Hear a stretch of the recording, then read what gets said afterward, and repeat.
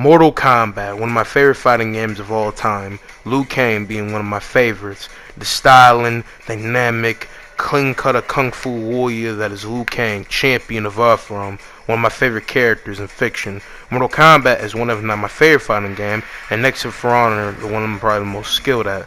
But besides talking about Liu Kang and the gloriousness of it on screen, today's video, as you see by the title, I'm taking a character from Mortal Kombat and seeing how long they would last in the lands between, walking down the same road as I've done with other case of videos of the same topic, with the Locust being the first iconically, the hour-long video, Shameless Plug to Go and Peak, which a video I think that all around is a great case of topic video, but could have been done better as a whole when it comes down to being a video of its quality and capability when it comes down to editing and other stuff, but besides the point. We're going to be discussing if Taven, the lone solemn hero of Armageddon story mode, aka of the story of Mortal Kombat's devastation, apocalypse, Ragnarok, all that shit, and see how long he could last in the lands between. Taven has always been an interesting character to me. Ever since Armageddon, I've always had a little likeness to him. Granted, he's at the most peak record of character. That's because he hasn't got the greater form of writing. Simply because he was in a game that was the whole apocalyptic scale stance. And the fact that because the Midway era cut off and we had a new timeline that didn't give him any actual greater form potential or stellarness, because obviously we went into the third timeline and Mortal Kombat is series is all around been shit, so it is what it is. But besides that, I'm going to talk about Taven. Taven is a demigod, older brother to Dagon, as even though Dagon looks older than him, he's truly just been awake more longer than him, as Taven was slumbering way longer. And what is being said is the son of the Indian god Argus and the mortal Dailia. As he is the son of a god, he obviously inherits godly powers as being a demigod. His mother was a priestess slash held person within the matter of the belief of Argus, and with that being said, holding the case Chameleon as being the chosen one of his story, as his little brother Dagon went about in means of the journey to go ahead and find the fate of not just Edenia, Earthrealm, and Outworld, but all realms around, as the worlds were crumbling because of the mixes, this emergence of the power of the Kamidogus and different events that were tied to the means of the events of deception, and also just in general because of how cracked out all different people were getting in the world and other case of disturbances. The Mortal Kombat world was falling apart. So in this making, the elemental blaze was made for the case of the finding of the greater means of the world of Mortal Kombat, as he would eventually set up the case of the pyramid of August and make the case of better means for possibly the world by whoever who would be able to defeat him would gain the power of not just a god's glory, but him himself, as Blaze had immaculate levels of strength, literally and figuratively, and the chosen two were Taven or Argus, or whoever case of combatant in the battle of Armageddon between the forces of light and darkness to gain it. Granted, it has been accounted multiple times that the battle of Armageddon, seeing the intro of Armageddon, is not canon, but all different case of possible scaling events and takes can be taken from it to suggest that the battle raged so fiercely that it single-handedly killed dang near everybody, and the ending events of Mortal Kombat 9 suggested the end-all be-all of the scaling. With that being said, because of Taven obviously inheriting demigod capabilities, he holds the power of fire, super strength, superhuman speed, agility, keen grade A senses. He's a very interesting and profound, proficient martial artist knowing kickboxing, boxing, judo, some wrestling techniques. He has the capability to super jump when he gets in full high means of his powers, is able to block up some different case of boulders and do some gear shit with it. He's very powerful, very skilled in his martial arts, like I said before.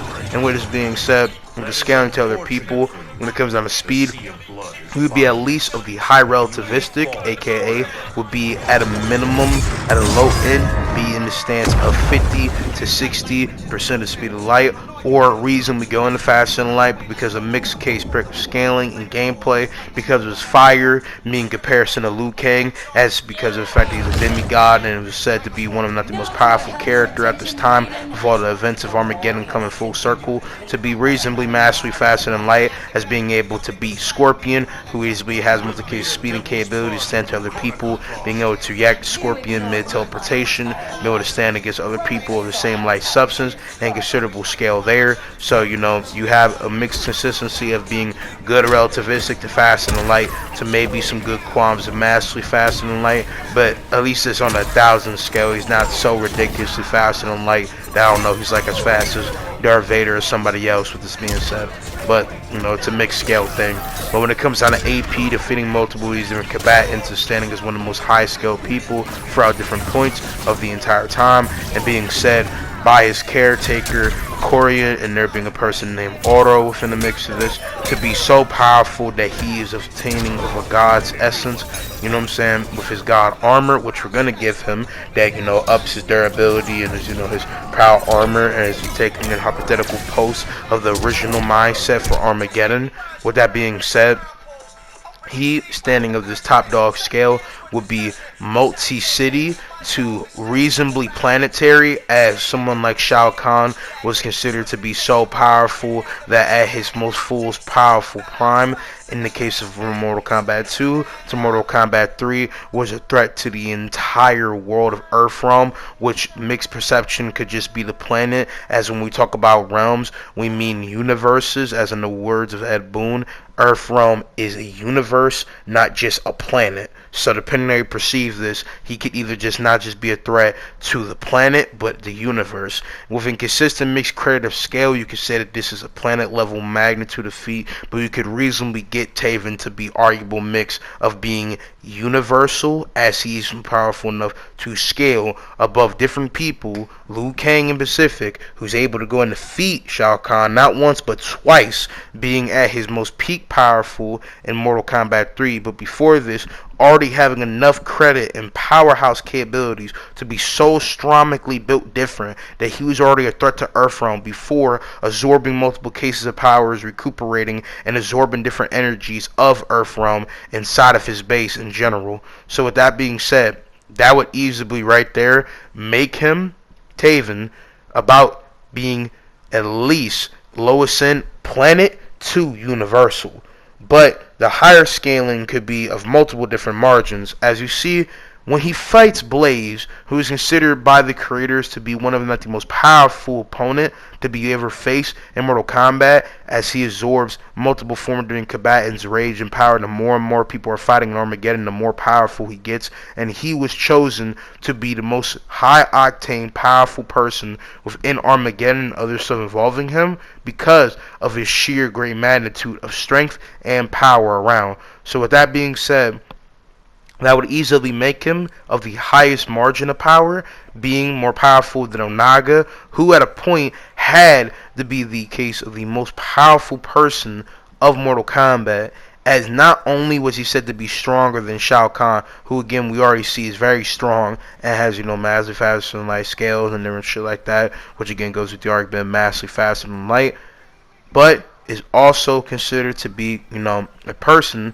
of high record capabilities in comparison, as Shao Kahn could not defeat him normally. He had to go about poisoning him. So with that being said, that would make Onaga very much ridiculously powerful, but then at the same time having the power of the one being who's literally the multiverse as a whole being inside of him through all the power of the Kamidogus, as being an avatar of his power. This would make him at the lowest end be at least low multiversal, as he holds all the power and brain of all the case of different wacky regard of power capabilities from all the Kamidogus, which are all different power essences of the Mortal Kombat universe, and or case of different universes all stacked into one, which because they're all based off of iconic universes, aka what we would consider our universe to be, being infinite in size, making this man Onaga, with being the avatar of the one being and the one being himself, to be a multi infinite size universe individual, make him reasonably a great multiversal scale individual. So depending on how you perceive all this scaling, I would say consistently from bare none case argument, Taven should reasonably be about at his highest because he defeats Dagon, who is proposed to have the same power, creep, and capabilities, to be around that same margin of power and speed considerably, as you know, they scale to each other. And it's said Taven and Dagon had a great clash battle, you know, are narratively held to be very, you know, relative people, and who defeats Blaze, as that's how you get his ending and, you know, win in the case of the conquest mode of Armageddon.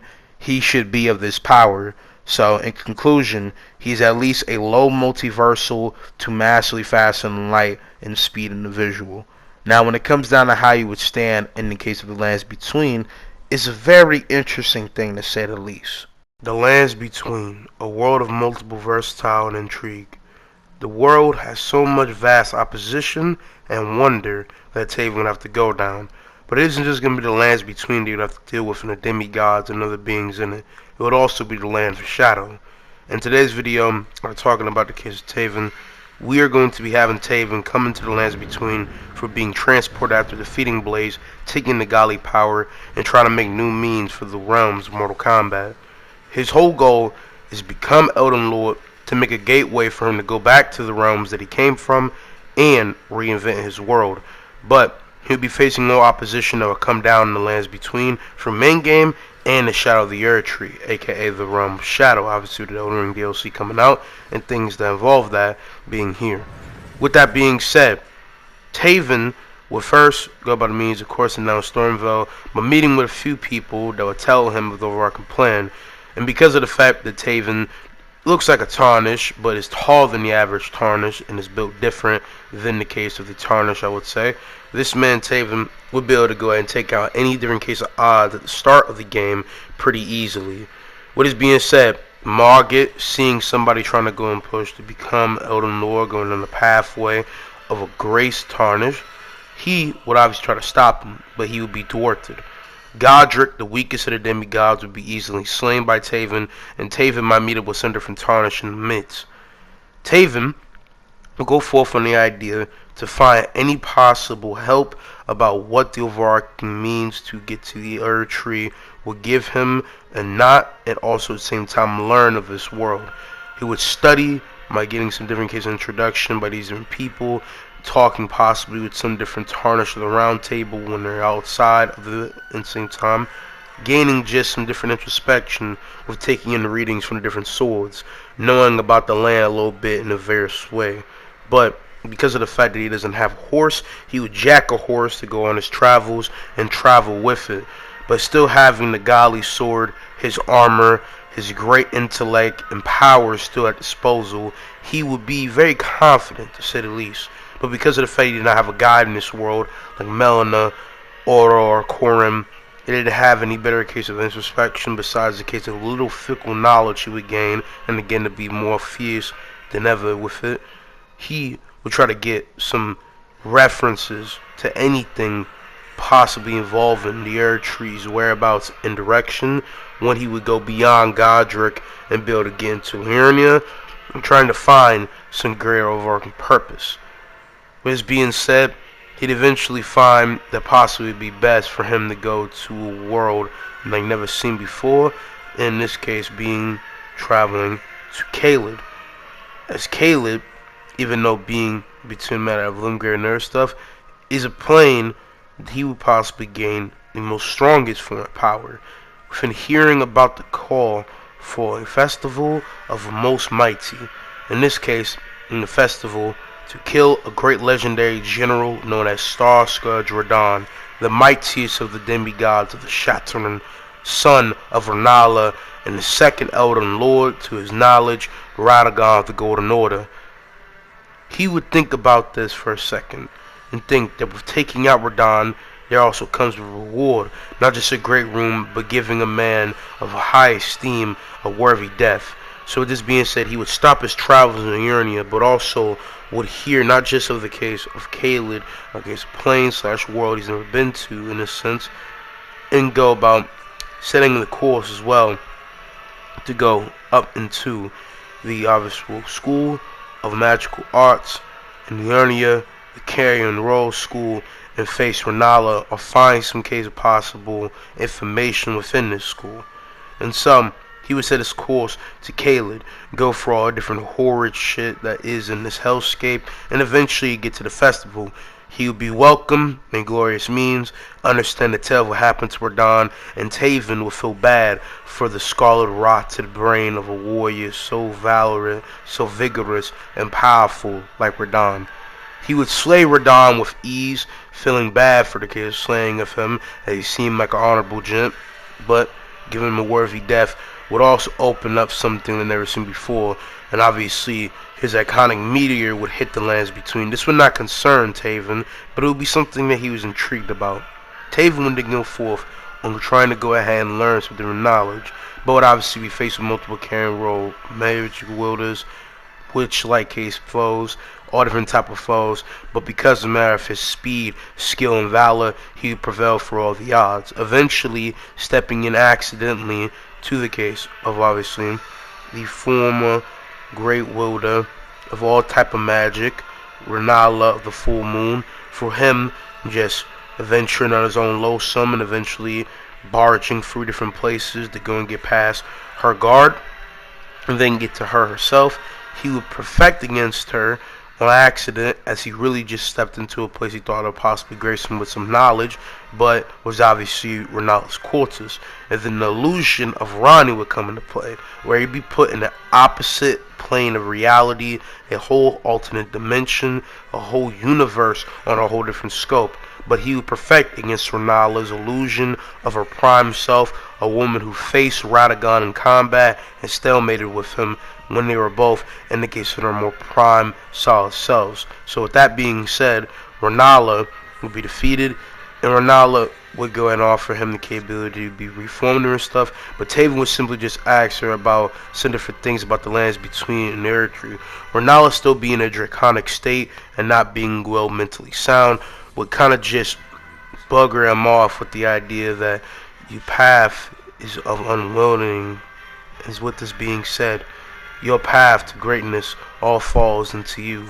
I cannot tell you of something I have no knowledge of. And so, with that being said, Taven will go forth on the means to unravel the overarching lands between by his own lonesome.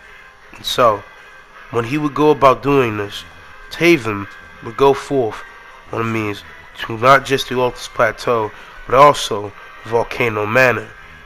Volcano Manor, seeing desecrated, vile plague and things in it, he would try to go ahead and scurry away from it, but when trying to go ahead and get out of dodge from it, he would hear the legacy of Rykard, a blasphemous beast, in mind, but wouldn't really care for it.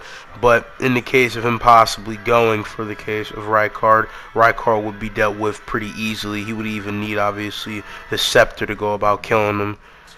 With this being said, though, Taven would go to the Altus Plateau, get for all cases of different odds and armies that are bound to the case of, the Order of the Golden Order and servants to Morgoth, and he would fight against them, getting to the top of the case of the Liondel's great form, laying out of power, and be able to fight not just Godfrey First Elden Lord's illusion, but Morgoth himself, and defeat them with ease, but would question the reason why Morgoth does what he does. And Morgoth would nonchalantly basically explain that these foolish ambitions put what I stand for at risk, and you are a trespasser in this world.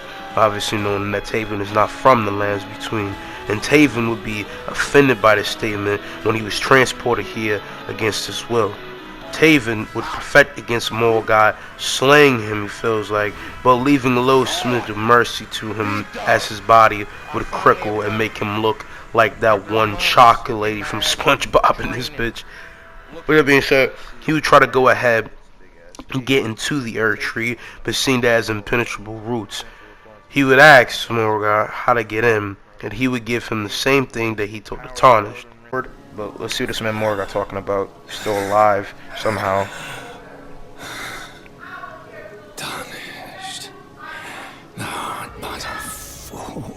feel that way, I ain't gonna lie. The Erd Tree wards off all who deign approach. We are all forsaken.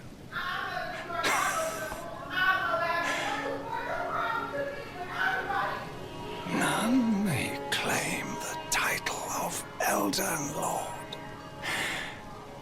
Thy deeds shall be met with failure, just as I.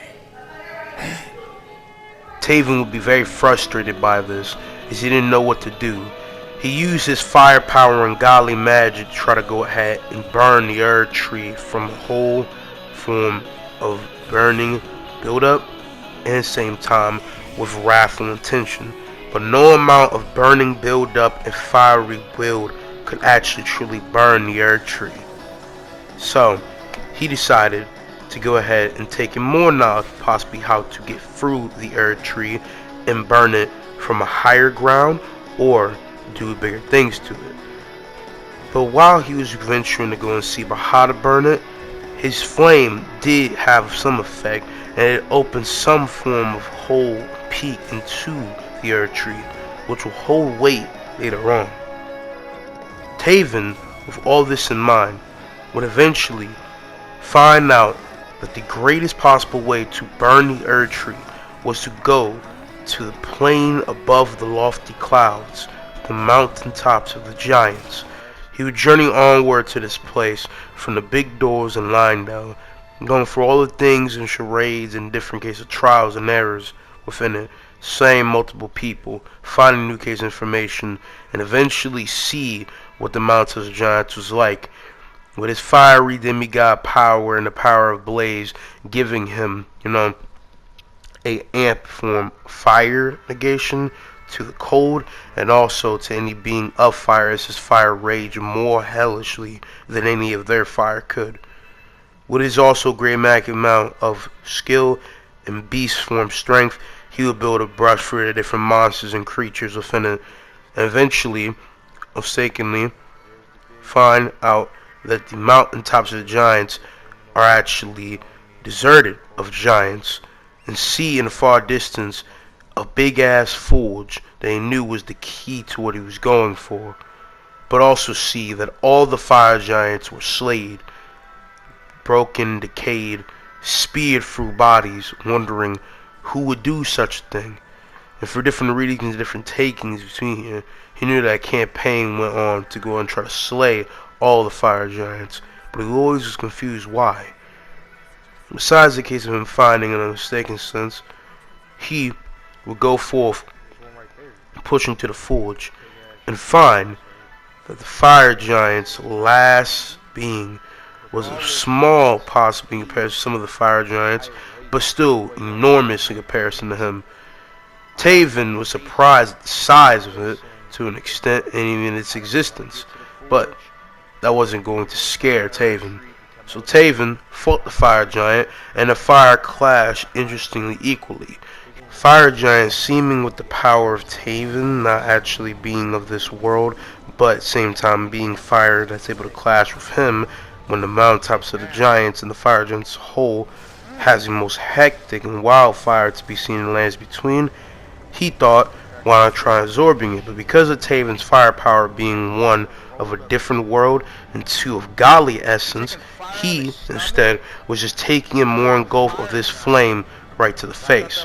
And with this being said, more and more fire kept getting out of hand to the point where he couldn't go and control it, and it was actually harming him. So the fire giant did his iconic tactical role and decided to go and keep trying to play the same case of wreck the area and try to go ahead and put the pressure on Taven. And Taven, because of his skill, knowledge, and also the fact that he's just demonstrably more powerful than the fire giant, was able to get around all of this, and eventually made the fire giant call not just to his own fire a little bit more, but also to go ahead and call out to the outer god without having to sacrifice his leg, though. Even though I heard different accounts that he actually has to do that to go and get out, the power of the outer god. He has to sacrifice a piece of himself to full obtain this power dang near. But for the sake of, just general knowledge, as I never really got any concrete proof on that, we're gonna say he doesn't have to, right? But this would make Taven feel a little bit more sympathetic to the fire giant, if he did or not. He's the last of his race. He's doing the honorable thing, but mostly protecting the forge. But because Taven cannot communicate with this beast, he has to do what he has to do. And unknowing to him as a secret, fire giant was cast with a curse to forever guard the forge for Queen America, as nobody could use this forge as it is a threat to not just the Erd Tree, but different means of order that the greater will has in mind. And so with this being said, he was forever cursed to have to guard the Erd Tree. So with that being said, Taven would slay the fire giant, go up to the forge, and use the forge as fire to go and burn the Erd Tree, with also culminating a great big gulf of power from himself, and full-fledged Kamehameha beaming it to the Erd Tree. Not just having it slowly burn, but full crystalline disintegrate at the top, and more charcoal the tree, not into the red iconic burning tree, but dang near black burnt, bro. I'm talking straight up burnt ribs, my nigga. Traces of charcoal, my nigga. Like, I'm talking skillet fry.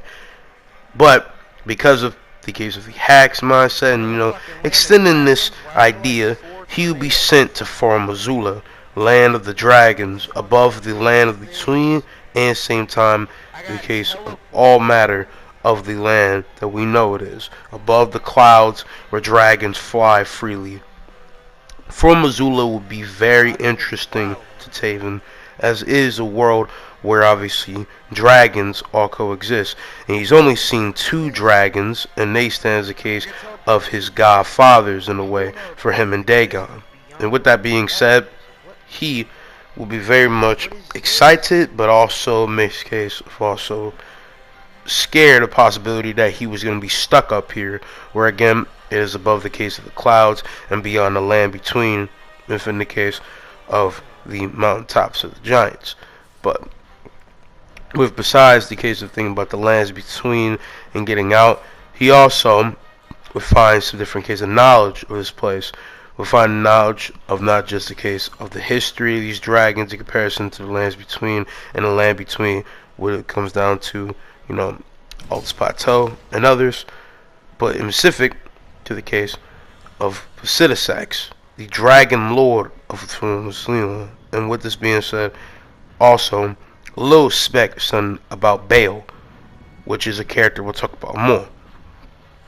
In this case, he would also find out considerably just by warning about so much. Obviously, the Goskin duo, he would prophet against them with ease. He would then find the big ass chapel, which is where the beast clergyman, aka Malekith, lies. He's heard about the name here and there, especially from D when he was talking with him between different points of Limgrave, killing different people that lie in death.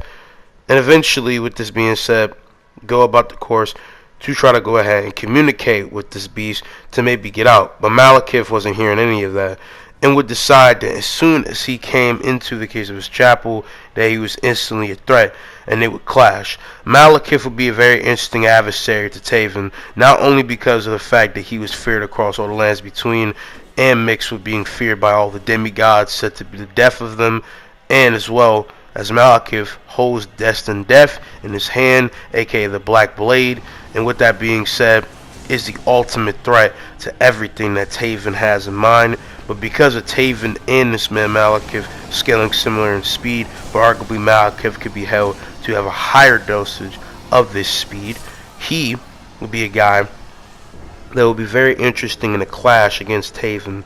But because of the fact of him scaling beyond him in AP and mixed record, him having great strength, firepower, and skill, he should reasonably be able to go ahead and outbest the beast. But because of Destined Death being obviously conceptual ratio, if it would be built up too much, it could eradicate the soul of Taven. So Taven decided he, in the midst of this, would use a little bit of the rare form power that he holds of Blaze to full overshine the entire arena in a great deal of fire gust, and decide to go ahead and wreck the arena before them, and same time, with the case of his great blade, decide to make a divide and conquer move, while Malekith is jumping around the entire arena trying to get out of the way of the burning fire, jumping onto a pillar trying to find the exact location of Taven to go ahead and pounce on him. Taven again with breaking the arena before them and laying out a whole bus of fire would go about going to seize opportunity of pouncing with Malekith. And when Malekith would find him and try to go and stab onto him, he would dive out of the way of him, and as Malekith would turn around, would decapitate the beast, killing him.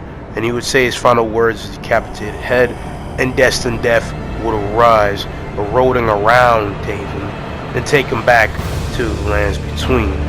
The land between that he was in before was obviously the Mountains of Giants, but he would be teleported to Lindell, now the full desecrated ashen burn capital, instead of being, ashen capital by itself.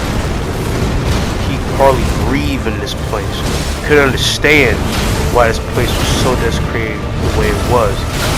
But then taking the fact that the forge mixed with his fire was so godly and flame, it destroyed the tree itself. The tree was falling apart when he got back to the lands between.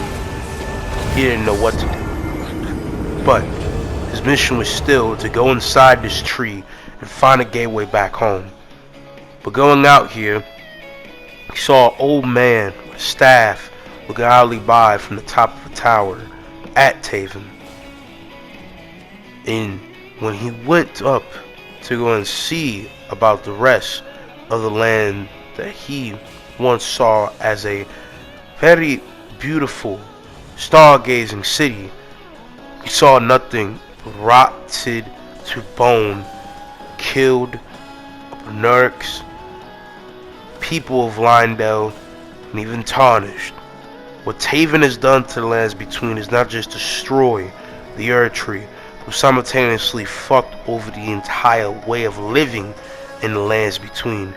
He has done a dang near to the same horrid extent that the Fur Missoula fear was in the lands between, that the way of life would be so changed that it would destroy the entire ecosystem of not just the way they live, but the entire plane of reality that they once called to.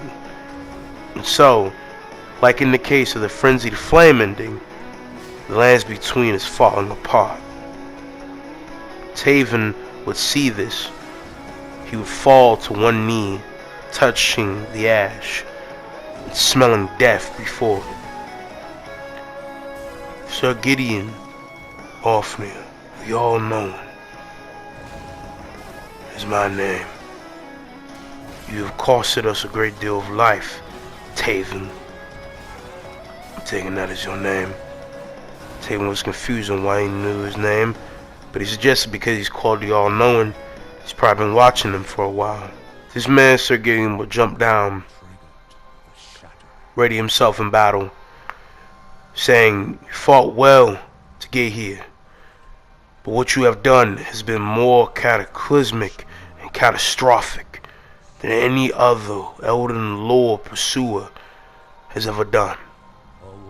I do this not just because of the cycle we must fall on, but because of the danger you bring."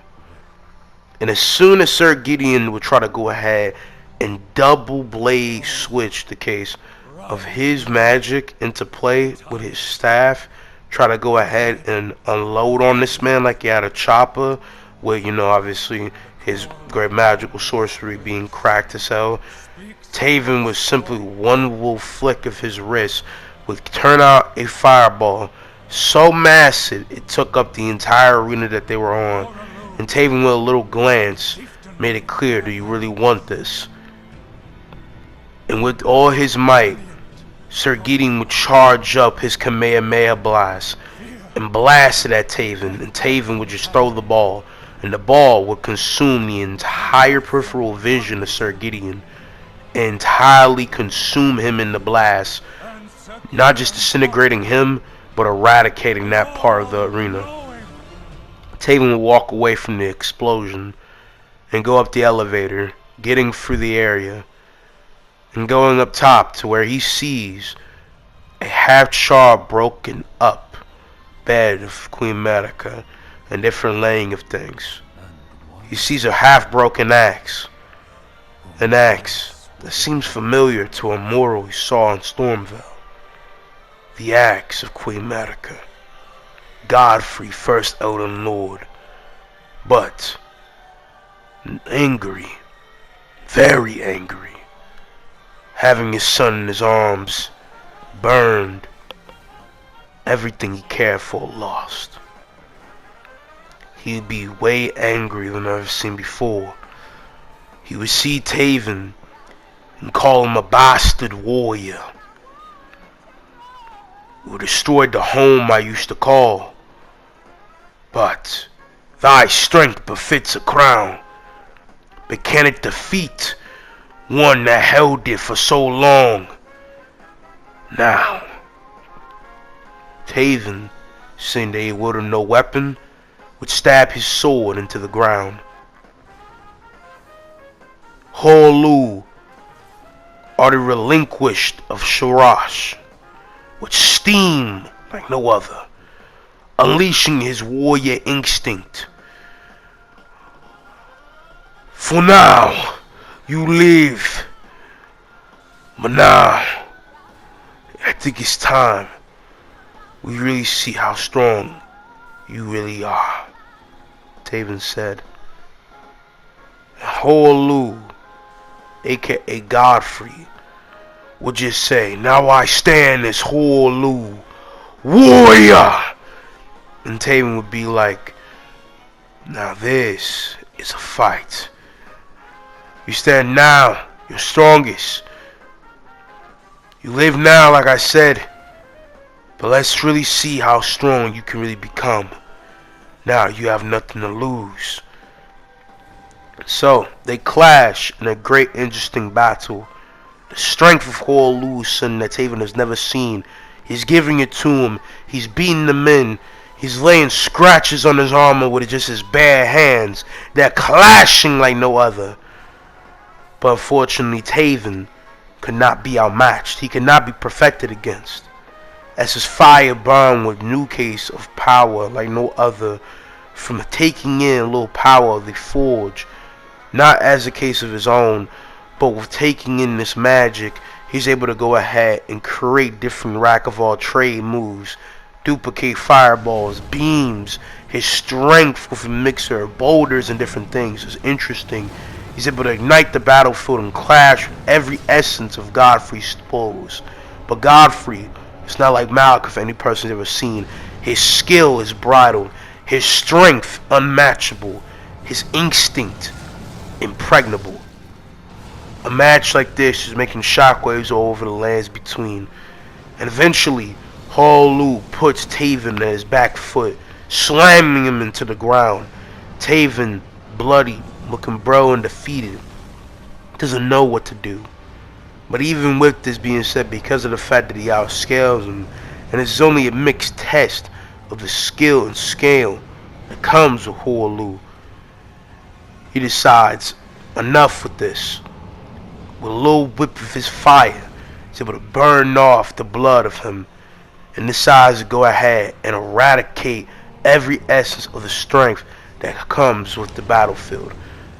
And with this being said, when the entire battlefield is lava pooling, Holu jumps into the sky, ready to dive down on him. And Taven takes all the firepower in his right hand and hits him with a Shoryuken S uppercut, Alexander the Great style, and burrows a big ass gaping hole in Holu, bursting him open. And as he bursts through him, he says, thy warrior strength better than thy, truly worthy of the namesake of an Elden Lord. Strength befits a crown.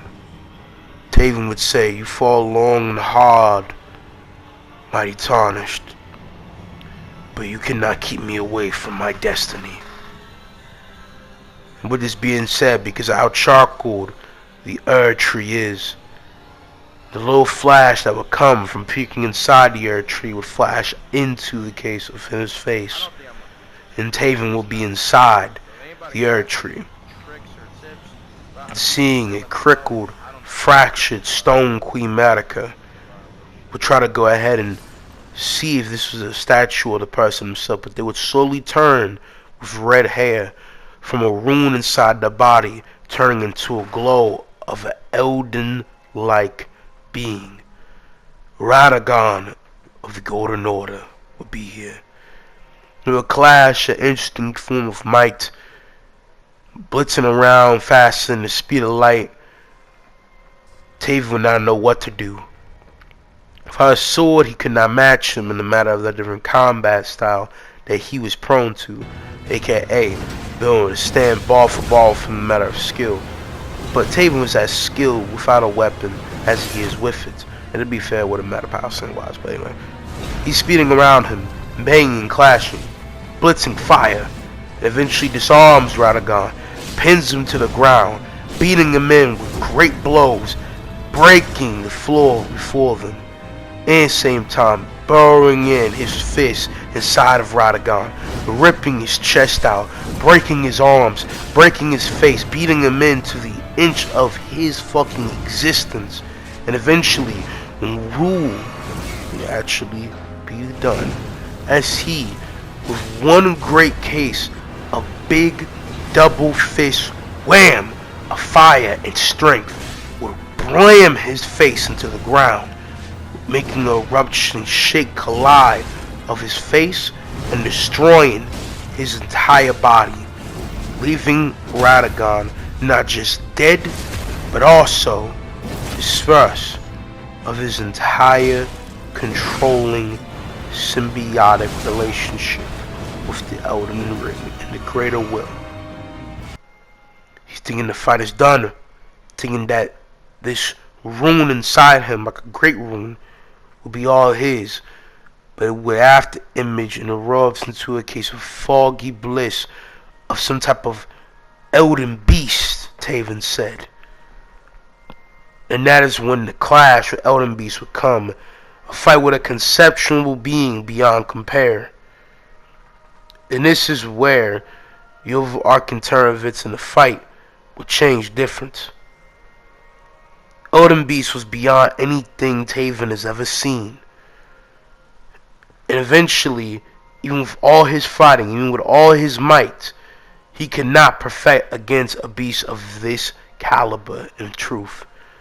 So in the end, even with him having greater case speed than others, the fact that he was even able to get the potential to get around someone like Radagon, mainly from him being too durable, and Radagon and others up to this point having an argument to be able to scale, to be a little bit faster than him, or be demonstrably faster than him, as Radagon, if you remember in the case of my video of why Radagon versus Zeus is not fair, or is unfair.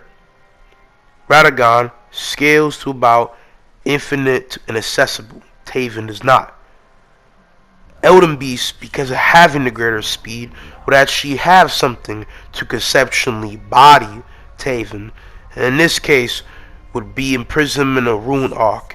And even with Taven having all this glorious strength and fighting to his best means and shouting like Mark from Invincible, eventually when he would try to go ahead and hit Elden Beast, he would dash, basically pulling the case of Flash, instant transmission, grab him with a great swirl, and with grabbing him, would encase him into a rune arc, and would have full kill him, but would conceptually confine him in spirit, making him another victim of the greater will.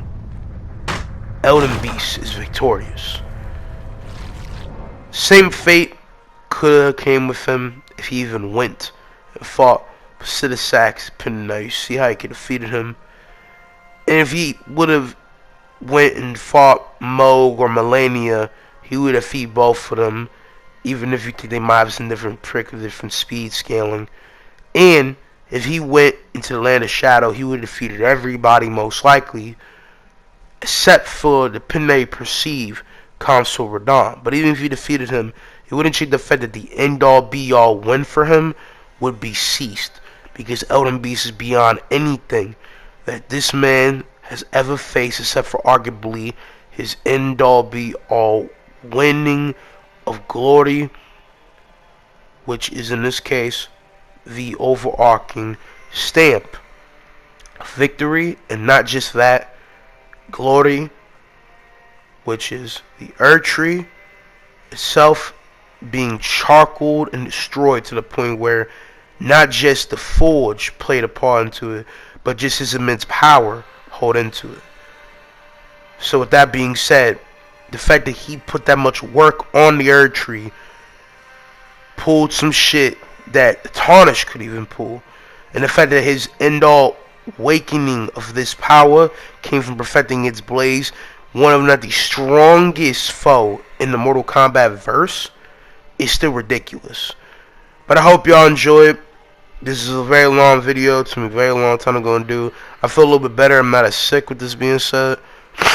It's been a very interesting video to go and talk about, especially being just 2 takes. But yeah, hope you guys enjoyed. I'm gonna see you guys in the next one. Let me know if y'all want more elaborate, in-depth videos like this. And yeah, love y'all.